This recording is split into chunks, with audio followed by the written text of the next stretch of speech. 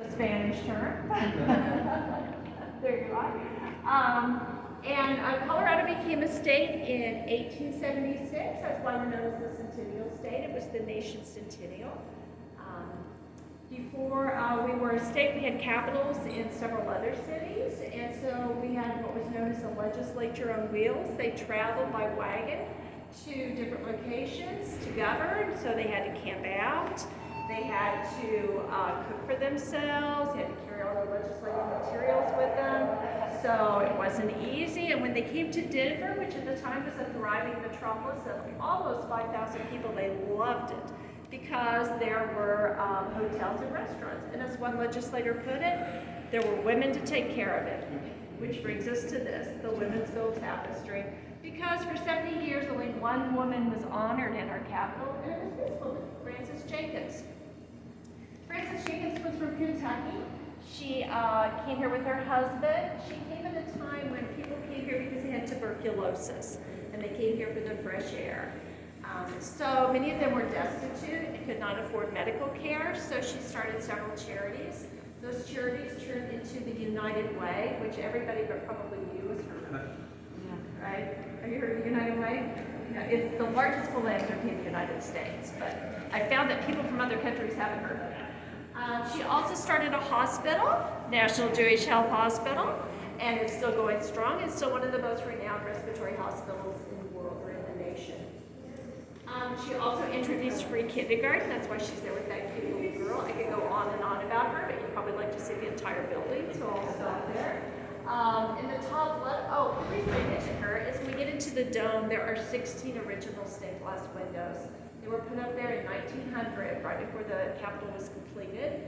They were all going to be men, and she broke that glass dome, and she got to be in there. So I doubt there are very many capitals that have a woman that far back that made it into a glass window.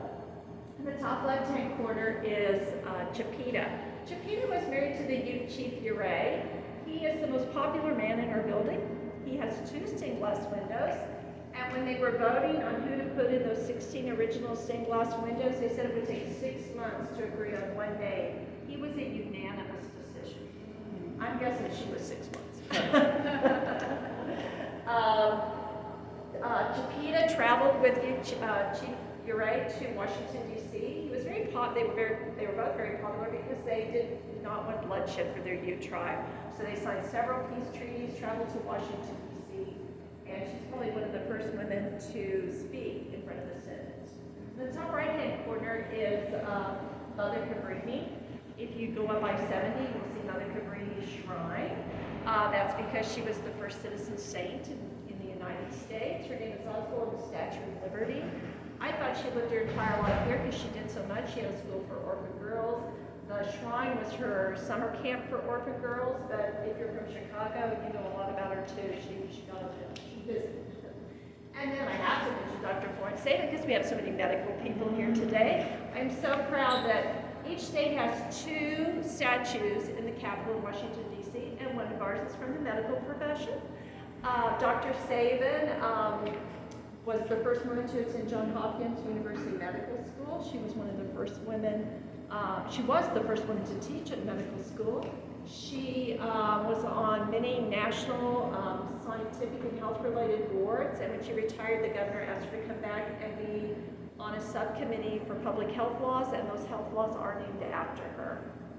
I like to talk about her for a lot of reasons, but the other person who was at the Capitol is our other statue is Jack Swigert, and no one knows him. Does anybody know who Jack Swigert is? You do? Well, yeah, because I've been on the story. But that doesn't matter. You remembered. For me, that's a challenge. He's an astronaut. Yes, he is, and you get a star. Wow. Oh, my God. Yes. And you know, it's funny, I was just watching Apollo 13 this weekend at the very end. But he was played by Kevin Bacon. He was on Apollo 13. He said the famous line, Houston, we have a problem. And I forgot how many problems they had till I was rewatching that movie. He later ran for the legislature. He's going to represent Littleton. He was elected to represent Littleton in Washington, D.C., but he died of cancer. So that's his story. All right.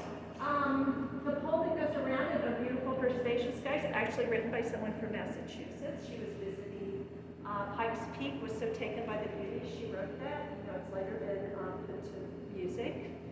I always threaten to sing it, but I won't. What else? That's about it. This creek represents, yeah, Why did it say 18? Okay, I understand 1876. Why 2076? to go into to show the future when we saw it. No, I guess our power ends there. Yeah. That's it. Yeah. That was also my question. Yeah. Well, and interesting enough, the woman who came up with this and got it done, that's her daughter. And she was a doctor. So, a lot of medical profession. When did they make this piece? When was it created? Yeah, it was donated to the Capitol on our centennial, 1976, the nation's bicentennial. And it took 3,500 women, 4,500 hours to complete it. Some women did one stitch so they could have their name in the book. Some women did a lot of work on it. It's interesting that Mother Cabrini, that fabric is actually from one of her habits.